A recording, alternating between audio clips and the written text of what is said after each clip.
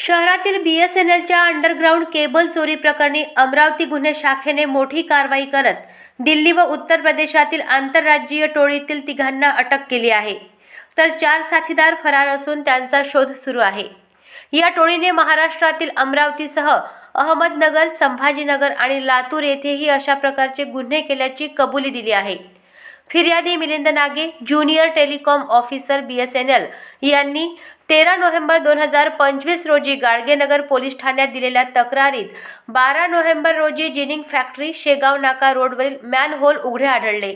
CCTV footage तपासल्यानंतर 5 ते 6 जण केबल चोरी करत असल्याचे दिसून आले। तपासात 800 व 400 पेपर केबल प्रत्येकी 550 मीटर एकूण 13,30,213 रुपयांचा माल चोरी झाल्याचे उघड झाले। या प्रकरणी गाडगेनगर पोलीस ठाण्यात गुन्हा दाखल करण्यात आला होता। गुन्हे शाखेचे पोलीस निरीक्षक संदीप चव्हाण यांच्या पथकाने गोपनीय माहिती व फुटेजच्या आधारे टोळीचा सुगावा लावला। गुन्ह्यात वापरलेल्या हायडा केनच्या मालकाला ताब्यात घेऊन पुढील माहिती मिळाल्यानंतर आरोपींची नावे निष्पन्न झाली। 7 डिसेंबर रोजी आरोपी अफजल खान 19, नफीज अहमद वय 32 व लाल बहादूर राजपूत वय 20 यांना वडाळी हायवे परिसरातून शिताफीने पकडण्यात आले।